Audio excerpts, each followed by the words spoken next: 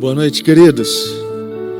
Que a paz de Cristo repouse sobre o teu coração nessa noite, amém? Glória a Deus. Quantos estão felizes por estar na casa do Senhor? São tantos os desafios, na verdade, as lutas, as batalhas, a responsabilidade do dia a dia, mas graças a Deus, porque Deus te chamou para estar aqui nessa noite, e eu tenho certeza que Ele vai falar ao teu coração. Queridos, eu tenho 39 anos, sou casado com a Débora e nós temos 4 filhos, a Catarina, o Fernando, a Suzana e o Pedro.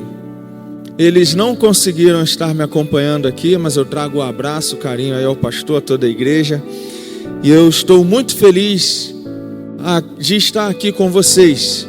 E eu quero rapidamente falar um pouco de como Deus tem tratado na minha vida, o que Deus tem feito na minha vida. Muito obrigado, irmã.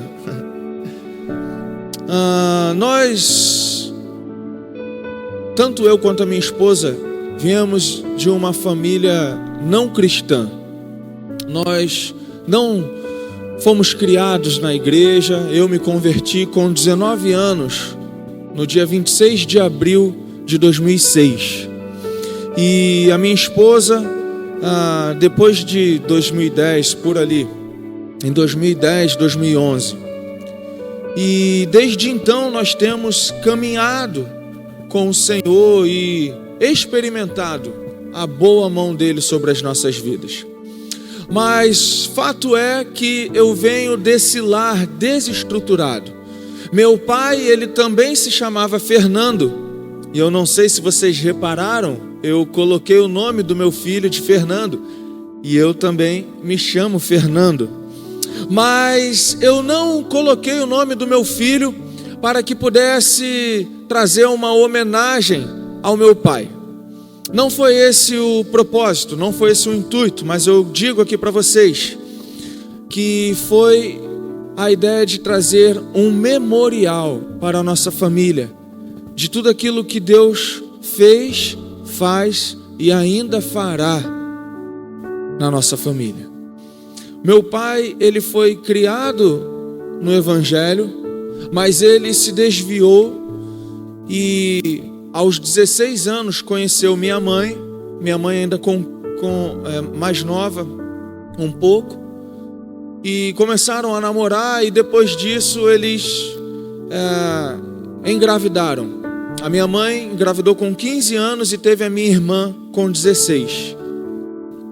E a partir daí, os desafios se tornaram grandiosos. Imagina uma menina, uma jovem, dando à luz com 16 anos de idade, tendo que abandonar a escola, abandonar a sua vida e agora se dedicar a uma criança, a um bebê. Bem nessa época, meu pai passou para um concurso de segurança pública do nosso estado e começou a trilhar um caminho que não glorificou a Deus, mas ele deu passos largos para uma vida que de fato estava muito longe do Senhor.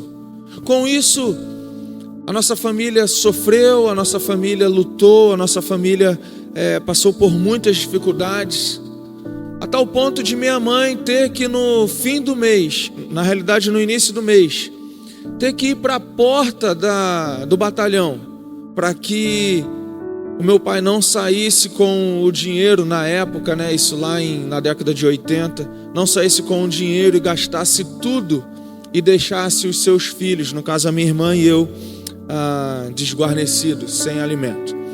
Então foram essas e muitas outras lutas que nós passamos, que nós fomos criados dentro desse contexto.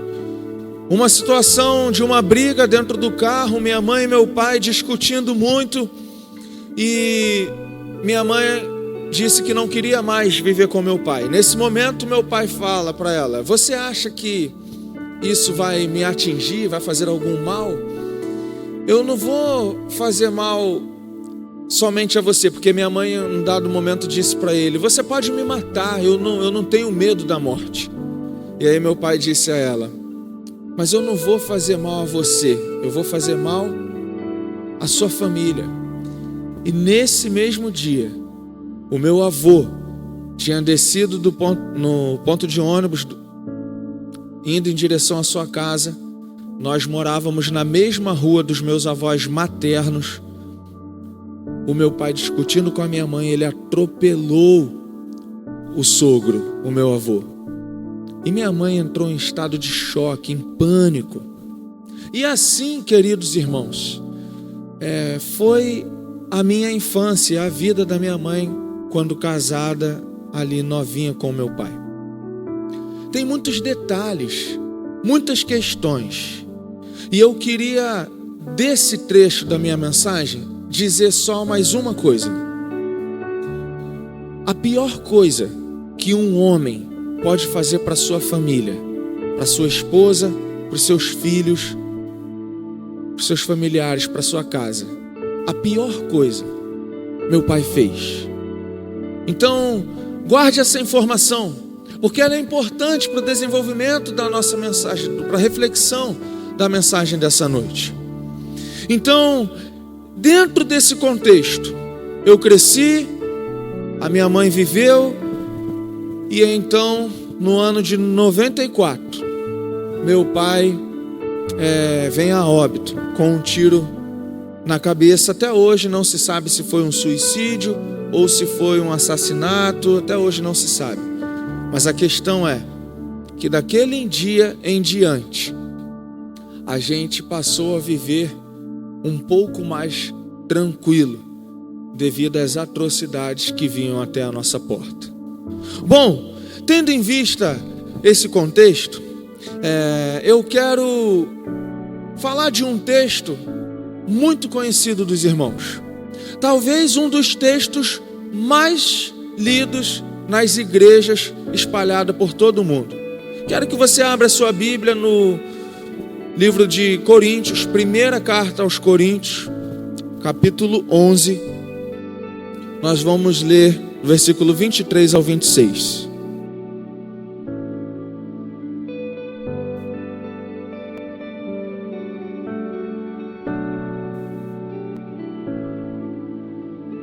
Primeiro aos Coríntios, capítulo 11, versículos de número 23 ao 26. Diz assim a palavra de Deus: porque eu recebi do Senhor o que também vos entreguei, que o Senhor Jesus, na noite em que foi traído, tomou o pão e, tendo dado graças, o partiu e disse: isto é o meu corpo que é dado por vós, fazei isto em memória de mim. Por semelhante modo, depois de haver ceado, tomou também o cálice, dizendo: este cálice é a nova aliança no meu sangue, fazei isto todas as vezes que beberdes em memória de mim. Porque todas as vezes que comerdes este pão e beberdes este cálice, anunciais a morte do Senhor até que Ele venha. Vamos orar mais uma vez? Santo Deus, nós te louvamos por essa noite, pela tua boa mão sobre as nossas vidas, pela tua graça, pela tua misericórdia, pela tua fidelidade, pelo cuidado que o Senhor tem dispensado a cada um de nós e que até aqui o Senhor tem nos ajudado. Obrigado, Jesus. Obrigado pelo nosso lar, pela nossa família, por esta igreja. Obrigado pelos nossos irmãos. E nessa noite, ó Deus, eu quero pedir para que por meio do Espírito Santo, o Senhor possa iluminar as nossas mentes, dando-nos capacidade da boa reflexão e prática da tua palavra. Que possamos entender profundamente aquilo que o Senhor quer nos trazer nessa noite, em nome de Jesus. Eu te peço, Senhor, fala através de mim nessa noite, apesar de mim, em nome de Jesus. Amém. Queridos, esse texto nós sempre nos deparamos com ele, quer numa exposição como a de hoje, fora do contexto da ceia, mas também, principalmente, em momentos que nós estamos rememorando aquilo que o Senhor fez por nós. E esse texto, ele traz aqui o verdadeiro significado da ceia do Senhor. Veja, a ceia do Senhor, ela não era uma refeição ou um banquete comunitário, mas na realidade um símbolo, um memorial do sacrifício da cruz, na cruz de Cristo, do sacrifício de Jesus. Então, nós podemos pensar e lembrar do significado da ceia do Senhor como um verdadeiro memorial. O comer o pão e o beber o vinho é um memorial, é lembrar do sacrifício de Jesus na cruz, da sua morte expiatória, da sua morte aonde que este sacrifício afasta a ira de Deus contra o pecado. Então, meus queridos, aqui nós temos uma definição clara do que é o Evangelho, a mensagem de salvação que inclui a vida, a morte e a ressurreição de Jesus Cristo. Veja, 1 Coríntios 15, 3 e 4 vai dizer: porquanto o que primeiramente vos transmiti foi o que também recebi, que Cristo morreu pelos nossos pecados segundo as Escrituras, foi sepultado e ressuscitou no terceiro dia, conforme as Escrituras. Então, este é o Evangelho. Este é Deus manifestado em uma pessoa, Cristo se sacrificando e dando a vida em favor de muitos. Quero trazer para vocês rapidamente uma pequena ilustração sobre um desenho animado que talvez a nova geração não conheça, mas aqueles mais experientes possam se lembrar. O desenho do Charlie Brown e da Lucy. Esse desenho, num determinado episódio, eles foram fazer um passeio nesses navios de transatlântico, cruzeiro, que passeiam pelo mundo. E então, Lucy e Charlie Brown foram desfrutar dos momentos maravilhosos que tinham naquele navio. E nesses navios geralmente tem aquelas cadeiras espreguiçadeiras, onde você se senta de maneira bem confortável para ficar bem relaxado. E dessa maneira então a Lucy pega a sua cadeira juntamente com Charlie Brown e eles vão procurar um bom lugar para apreciar a natureza criada, a bela natureza de Deus. Dessa forma, a Lucy, com toda a sua filosofia, ela pega a sua cadeira e ela então monta e ela fala: Charlie Brown, olha que interessante, algumas pessoas pegam as suas cadeiras e vão para a parte de trás do navio, observar aquilo que ficou, ou então mesmo as ondas que são formadas através das grandes hélices dos navios. E ali elas observam e reparam aquilo que fica e aquela linda natureza. E a vida é assim, Charlie Brown.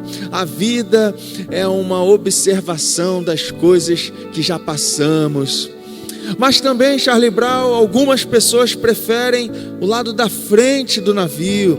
Eles se posicionam num local onde podem desfrutar daquilo que está por vir e apreciar aquele grande mar sendo desbravado pelo grande navio que dentro desse grande mar se torna pequenininho.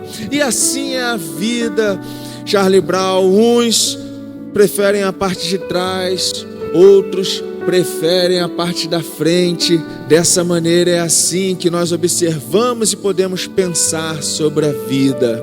E quando ela olha para Charlie Brown está lá enroscado ainda, tentando montar a sua cadeira, sem nem conseguir pensar em qual lado do navio ele vai ficar e o que ele vai fazer, qual perfil ele vai preferir, por onde ele vai apreciar a natureza criada. Talvez nós possamos estar como a Lúcia, apreciando, valorizando as várias formas de enxergar, mas também talvez possamos estar como Charlie Brown, tentando ainda montar a cadeira para desfrutar do momento em que estamos ali para viver. Um pai levou seu filho numa loja de brinquedo, desses brinquedos educativos, e chegou lá. O filho pegou um brinquedo na prateleira e tentou desvendar um mistério, mexe daqui, mexe dali. E ele, depois de muito tempo, ficou impaciente e falou: pai, toma esse brinquedo aqui, esse brinquedo deve estar estragado. E aí o pai, dando um sorrisinho de canto, ele fala: não, filho, não deve estar estragado, você que não deve ter conseguido desvendar o mistério.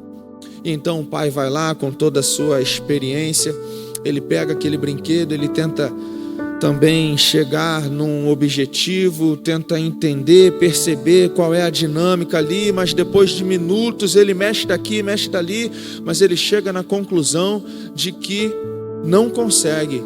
Então ele diz: esse brinquedo deve estar ruim, ele não deve estar bom. Chamou um funcionário: ei, por favor, olha, esse brinquedo, ele deve estar com algum problema, veja. E aí o funcionário pega o brinquedo e ele diz para o cliente: não, é que esse brinquedo tem o objetivo de ensinar sobre a vida. Então, será que a vida é esse grande mistério? É este grande jogo que tentamos de todas as formas e maneiras achar uma resolução, uma motivação, uma satisfação, mas nunca encontramos?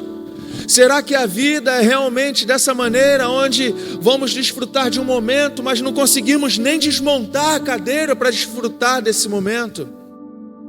Veja, queridos, a vida é realmente problemática, por muitas razões. Muitos são os motivos, os aspectos que deixam a vida desafiadora.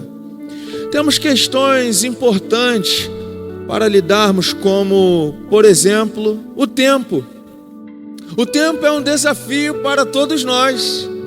Eu estava do banco apreciando aqui essa linda família que eu tenho aprendido a valorizar, e ao ver as meninas aqui do Cláudio e da Josi cantando, eu já fico emocionado, porque eu fico imaginando também a minha família, eu com a minha família, louvando, cantando, glorificando e vivendo esse Deus maravilhoso ao qual nós servimos. Então, essa é uma dinâmica interessante, que o tempo passa e ele passa muito rápido. E eu já estou com a minha filha mais velha com 9 anos. E isso causa até um aperto no meu coração, porque outro dia ela era um bebezinho, como o meu mais novo, de 1 aninho. Mas ela já está uma mocinha, 9 anos. E eu tento então refletir sobre como a vida passa e sobre como eu tenho ficado mais velho. E de fato, a vida passa rápido, como o próprio livro de Tiago nos diz, como um vapor. De um lado, nós temos o passado que se foi e não volta mais.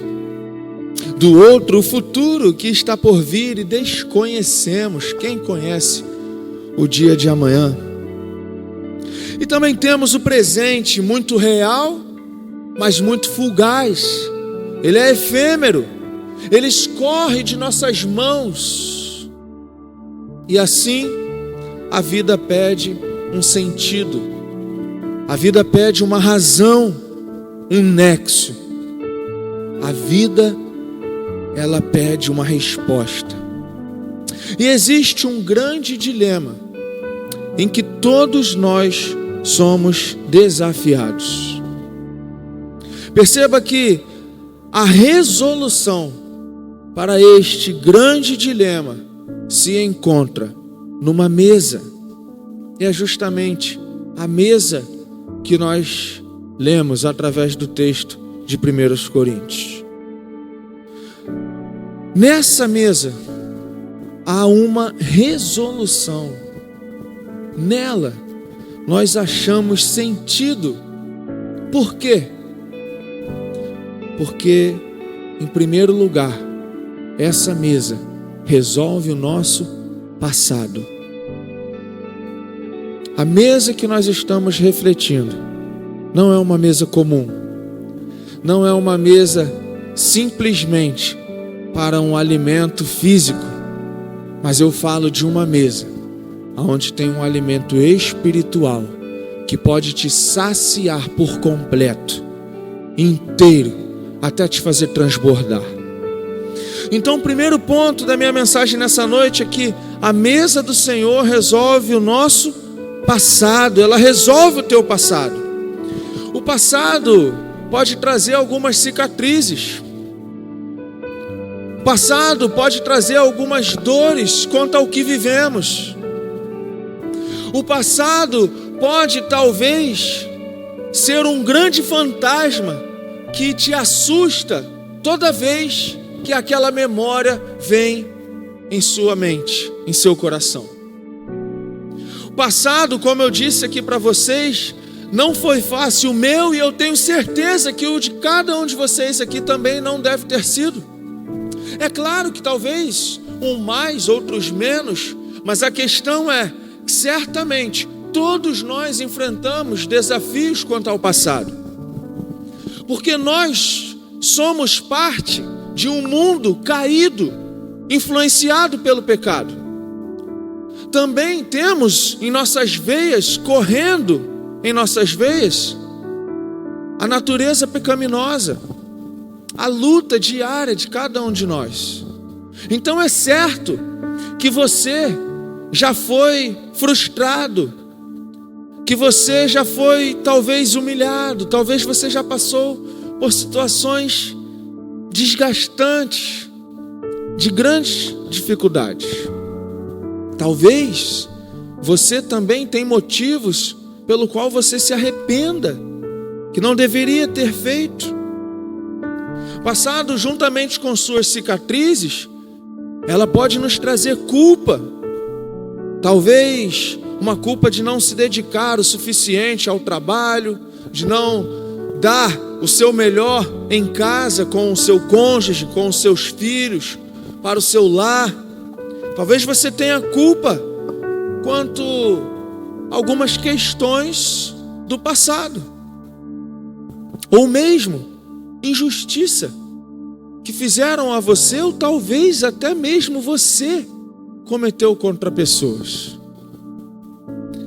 Veja que o passado ele tem ele está entrelaçado com algumas questões de traumas, frustrações, dores, medos, angústias. Mas perceba, querido, como eu posso viver se o meu passado ele não tem uma resolução? Como você pode continuar e prosseguir e cumprir com aquilo que Deus tem para a tua vida se o teu passado ainda te afeta? Ele ainda está, digamos que, em aberto. Veja que o texto ele diz que quando nós celebramos a mesa do Senhor, nós anunciamos a morte, a cruz onde Cristo morreu no meu e no seu lugar. Essa morte vicária de Cristo, ou seja, a morte substitutiva. Ou seja, esta mesa está trazendo para mim e para você nessa noite que existe alguém que é a segunda pessoa da Trindade, que é o próprio Deus encarnado, que ele veio e ele se esvaziou e ele se entregou e ele morreu na cruz. Ele morreu e na cruz Ele levou sobre si todas as nossas... O que Ele levou sobre si? Fale bem alto para eu ouvir. Ele levou sobre si todas as nossas dores.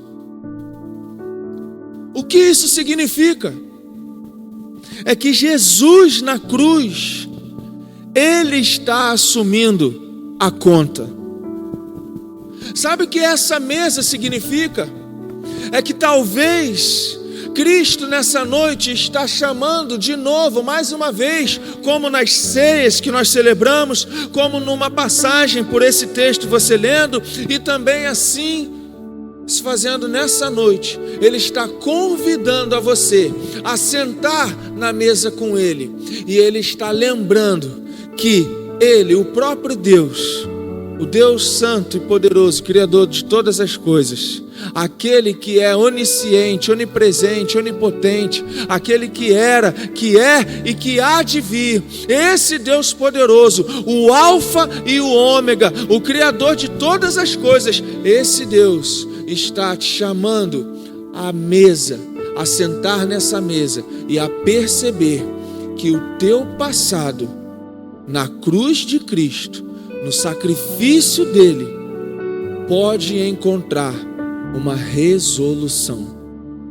O teu passado está resolvido na cruz de Cristo. Por quê? Porque Ele levou sobre si. Sabe o que isso significa? Que você não precisa mais ter medo. A cruz de Cristo te liberta da escravidão. Foi para a liberdade que Cristo nos libertou.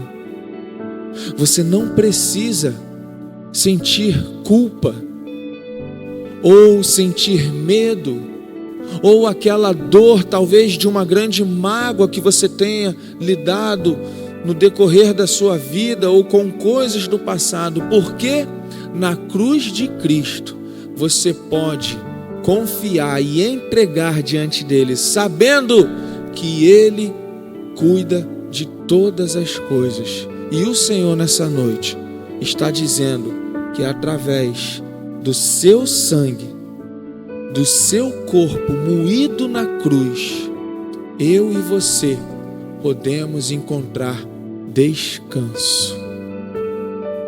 Você crê nisso, queridos? Mas como, pastor? Como me livrar da dor, da luta, da humilhação, daquele pensamento que vem? Queridos, talvez no começo você enfrente um desafio enorme em ter que lidar com isso. Mas lembre-se que o nosso Deus, Ele não é um Deus corrupto, político, corporativista. Não. Nós servimos a um Deus santo, santo, santo. Um Deus incorruptível. Um Deus fiel. Um Deus que vê a minha e a tua dor e no momento certo Ele vai dar conta de todas estas coisas. Talvez eu e você possamos estar assustados com aquilo que vem do passado, nos assustar, nos afrontar, nos colocar em situações constrangedoras. Mas eu quero dizer para vocês, lembre-se disso, não há pecado, humilhação, dificuldade tão grande que Deus não possa perdoar, que Deus não possa tratar, que Deus não possa transformar e que Deus não possa fazer de você algo novo, uma pessoa nova. Porque assim diz a palavra de Deus: aonde abundou o pecado, superabundou a graça. Imagine vocês um jovem com 6 anos de idade, onde recebe a notícia numa cama junto com a sua irmã e sua mãe falando: filho, eu tenho uma notícia difícil para dar para vocês, mas o papai morreu. E eu não consegui chorar, eu não consegui esboçar nenhuma reação, porque a minha mãe estava separada do meu pai nessa época. E ela estava namorando uma pessoa que ele tinha um sítio. E nesse final de semana eu ia viajar com a minha mãe para esse sítio. Só que era o dia de eu ficar com meu pai. Quando meu pai veio me buscar, eu chorei, falei que queria ir com a minha mãe. Eu queria ir para o sítio, pastor. Andar de cavalo, brincar. E com meu pai era só ficar ali em casa. O que acontece, pastor? Meu pai baixa a cabeça meio triste e vai embora. E eu vou embora todo feliz pro final de semana. Quando eu volto, qual é a notícia que eu recebo? Meu pai morreu. Qual foi o sentimento que vocês acham que eu fiquei quando eu recebi essa notícia? Por favor, qual foi o sentimento? Que sentimento vocês acham que nasceria no coração de um menino de 6 para 7 anos de idade? Por favor, me ajudem. Qual o sentimento? Remorso. Mas qual? Oi? Culpa. Todos esses sentimentos. Agora imaginem, meu pai já tinha ido embora. Como resolver uma questão do passado? Eu não tinha o que fazer.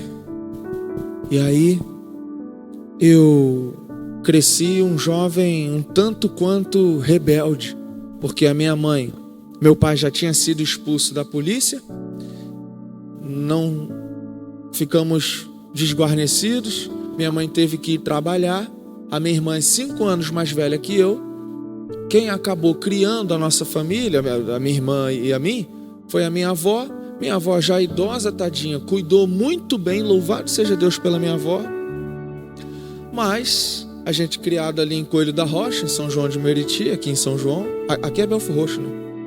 Então, lá em São João, então a gente acabou sendo criado na rua, e um pouco rebelde, totalmente sem Deus, sem conhecer a Cristo. Eu fui viver essa vida que o mundo oferece, e eu fui então buscar respostas para essa dor que eu estava sentindo e achar um nexo, um sentido, uma razão, porque a partir daquele dia eu estava totalmente perdido. Só que você jovem que está aqui, cada vez que você procura uma resposta no mundo, você se aprofunda e afunda cada vez mais de uma maneira que você vai ter que lidar com cada decisão que você tomar na sua vida.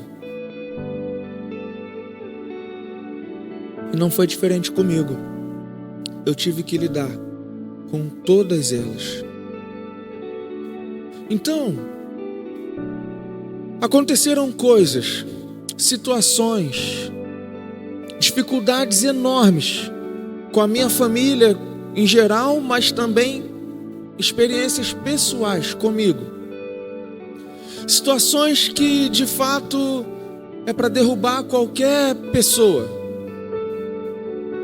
E eu então cresci com essa revolta, com essa culpa, até me tornar um jovem de 19 anos e ir para um retiro espiritual lá da igreja e me deparar com Cristo. Mas até aí, eu tinha na minha mente que aquilo que tinha acontecido comigo determinava quem eu iria ser como pessoa.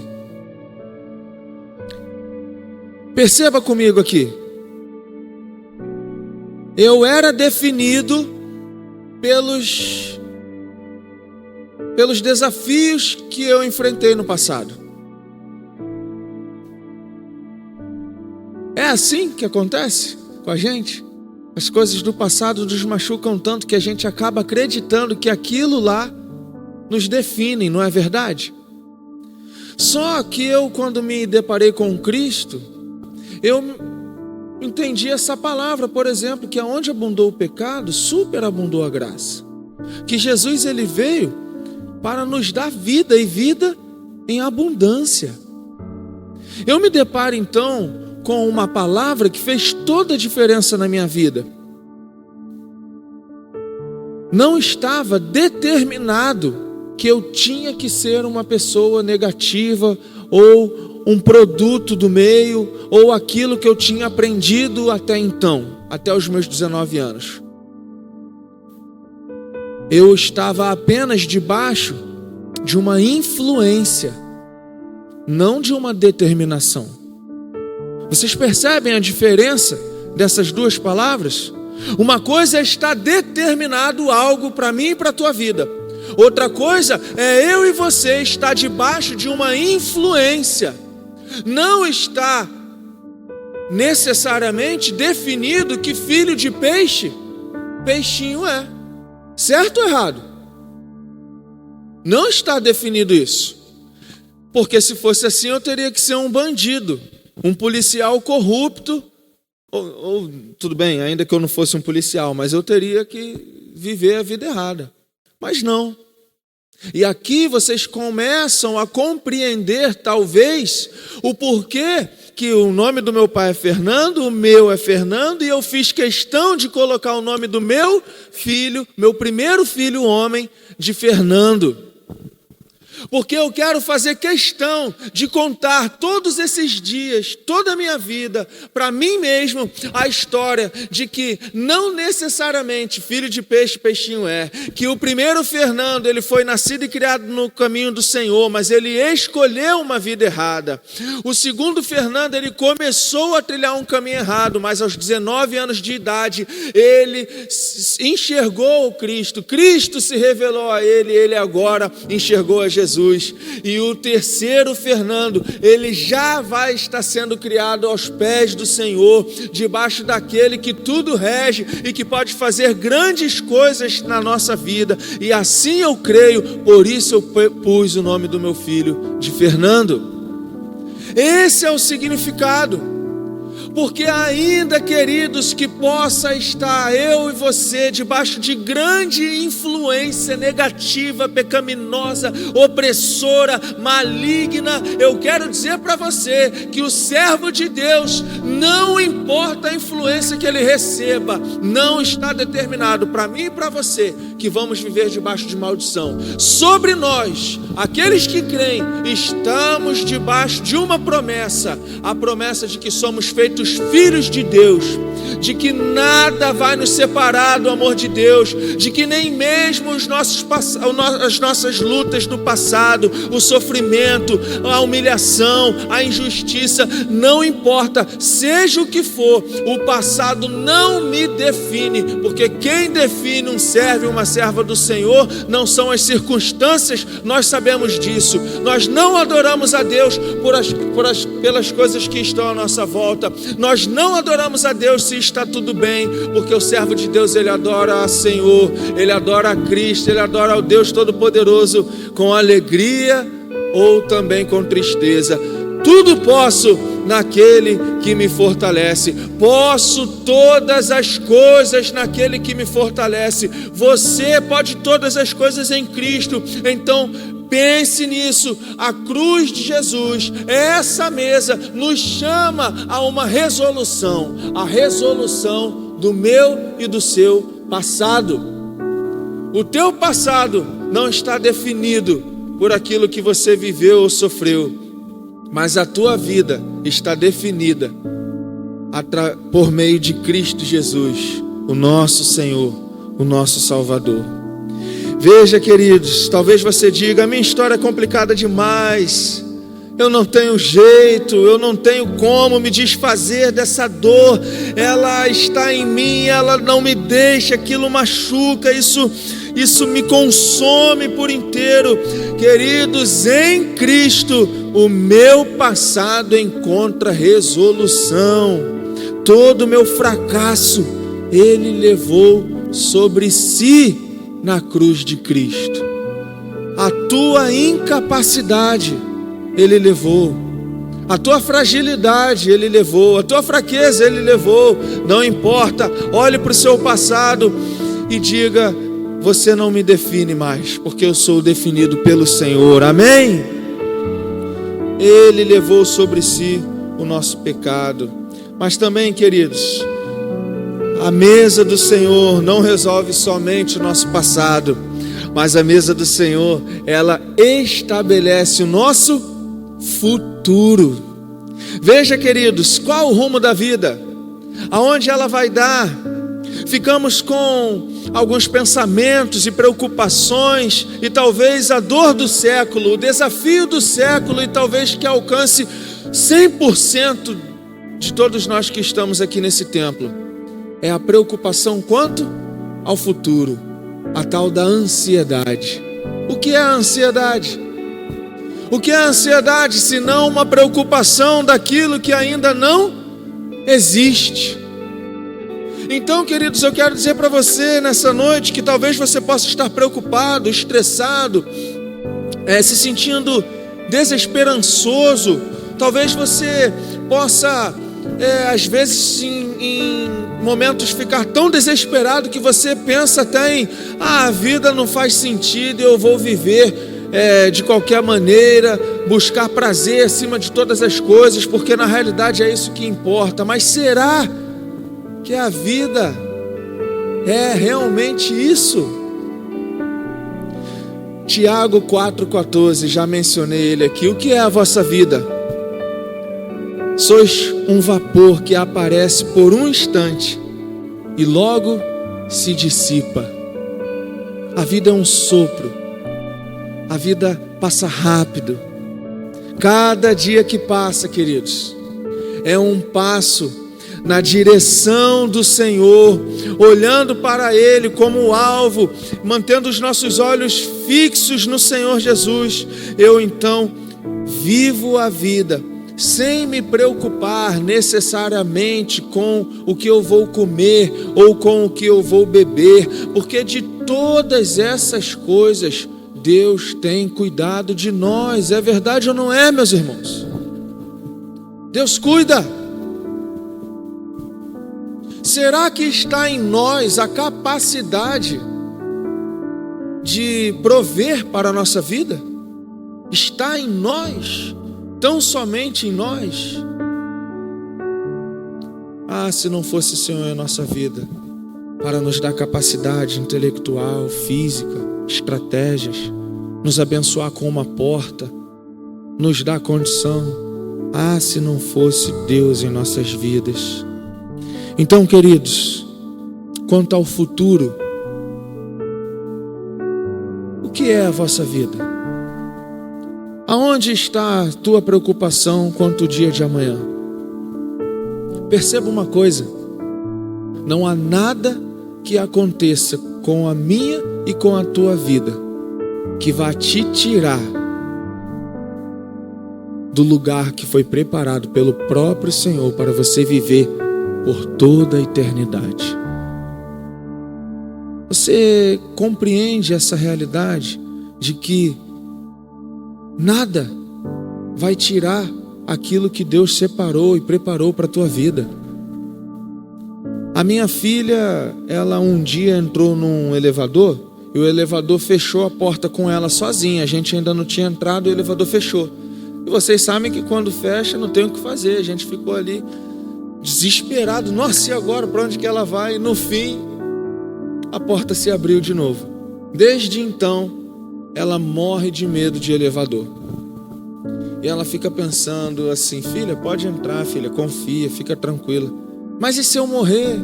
E se eu cair? Ela já desenvolveu outras coisas. O que aconteceu? A porta fechou, o elevador nem se mexeu e abriu de novo. Ela já foi criando várias coisas, e assim é a cabeça do ansioso. Ele pensa naquilo que nem aconteceu. Ele pensa naquilo de tal forma que aquela preocupação tira todo o foco dele do momento. E tirando o foco dele do momento, ele fica o quê? Perdido. Ele não faz o que ele tem que fazer. E não fazendo o que tem que ser feito, você vai ficar pelo caminho. Então, só tem uma coisa que a ansiedade faz com o cristão: tira você do foco. Lembre-se disso. Ele faz você uma pessoa improdutiva. Você fica estéril. Você se preocupa tanto com o futuro que você agora não consegue dar um passo em direção a Ele, seguindo firme, caminhando o propósito de Deus para a tua vida hoje. E aí você perde o foco. Para finalizar, queridos, a minha palavra aqui nessa noite: a mesa do Senhor não somente resolve o nosso passado, não somente resolve o nosso futuro, estabelece, o nosso futuro, mas também justifica o nosso presente. Queridos, perceber quem eu sou diante de Cristo, diante de Deus, por meio de Cristo Jesus, nos dá a real condição de entendimento, de sabedoria, em perceber quem eu sou. Eu sou filho. Eu estou aqui com um propósito. Ainda que eu ande no vale da sombra da morte, não temerei mal algum, porque eu sei que Ele está comigo. Ainda que eu enfrente desafios, ainda que eu enfrente batalhas, eu sei no Deus em quem eu tenho crido. Então perceba que essa mesa do Senhor, ela vai trazer justamente esse entendimento. Olha, que o Senhor Jesus, na noite em que foi traído, tomou o pão e, tendo dado graças, partiu e disse: isso é o meu corpo, que é dado por vós, fazei isto em memória de mim. E depois tomou o cálice, dizendo: este cálice é a nova aliança no meu sangue, fazei isto todas as vezes que beberdes em memória de mim, até que Ele venha. Até que Ele venha, eu e você, nós vamos andar percebendo a real condição que nós estamos inseridos, justificados. Sabe o que é a doutrina da justificação? É o ato de um Deus justo tornar o pecador justo diante de Deus. Eu me torno justo não pelos meus méritos, não pela minha força, não pela minha condição, mas pelo que Cristo fez por mim na cruz. E assim então eu desenvolvo uma capacidade espiritual de enxergar com olhos espirituais, porque o chamado aqui é que você abra os seus olhos espirituais, porque se você vê com os teus olhos naturais, com os teus olhos carnais, talvez você vai continuar percebendo que o teu marido não muda, que a tua esposa não muda, que teu filho continua longe do Senhor, que a tua vida continua um desafio, que você ainda continua procrastinando, continua vivendo os seus desafios e as suas mazelas. Mas o chamado nessa noite é para que você possa enxergar além das circunstâncias, e olhando além com os olhos do Senhor, debaixo de uma perspectiva eterna e não terrena, você vai olhar para aquilo que Deus tem para a tua vida, e não para o que está à tua volta te assustando. Então, quando você olha debaixo desta perspectiva eterna, você olha para o passado e você sabe, está resolvido na cruz de Cristo. Você olha para o teu futuro e você diz, está estabelecido pela obra substitutiva de Cristo. E agora você olha para o teu presente e vive com toda alegria, com todo o teu ser, com toda a tua força, com todo o teu entendimento e com todo o teu coração, porque agora você sabe que a tua vida não é nada mais, nada menos do que totalmente oferecida a esse Deus que dá condição de você viver esse presente com sabedoria, com entendimento. Então agora você vive em paz, você vive focado, você vive feliz, porque a palavra de Deus diz, alegrai-vos, mais uma vez digo, alegrai-vos. Como pode o cristão se alegrar em todo tempo? Tende por motivo de toda alegria o passares por provações. Não é assim que diz a palavra de Deus em Tiago? Como pode uma pessoa se alegrar passando por dificuldades? Só pode passar por esse vale, por essa luta, por esse desafio, a pessoa que tem as suas escamas dos olhos tiradas. E agora ela abre seus olhos espirituais e ela enxerga aquilo que somente Deus pode fazer por meio do Espírito Santo, o homem natural enxergar. Amém, meus queridos? E Deus te faça enxergar além. E assim como aquela canção, leva-me além, a um lugar mais profundo de intimidade com o nosso Senhor, que você possa se entregar a Cristo cada dia mais, se entregando nessa intimidade com o Senhor e percebendo que Deus tem muitas coisas para a tua vida, que você tão somente faça o que é preciso fazer. O que é preciso fazer para um cristão genuíno, para um cristão verdadeiramente fiel como um discípulo de Cristo? Não tem segredo, né, pastor Cláudio? Não é assim, você tem que subir a escadaria, pagar uma promessa, fazer... Não, você tem que tão somente crer. E crendo, você ama a Deus e ama o próximo. O que você pode fazer para dar o primeiro passo de mudança na tua vida? Lembre-se que nessa mesa está sendo oferecido um verdadeiro banquete. Um banquete espiritual. Muitos não enxergam, mas a nós foi nos dado o privilégio de perceber esse banquete. Aleluia! Louvado seja Deus. Que o Senhor faça de você um canal de bênção e que você enxergue além do que os seus olhos naturais possam enxergar. Que você seja usado e que você tenha ousadia e que se lembre de que a única coisa que está determinado na sua vida é que Deus nunca vai te abandonar. Deus te abençoe em nome de Jesus.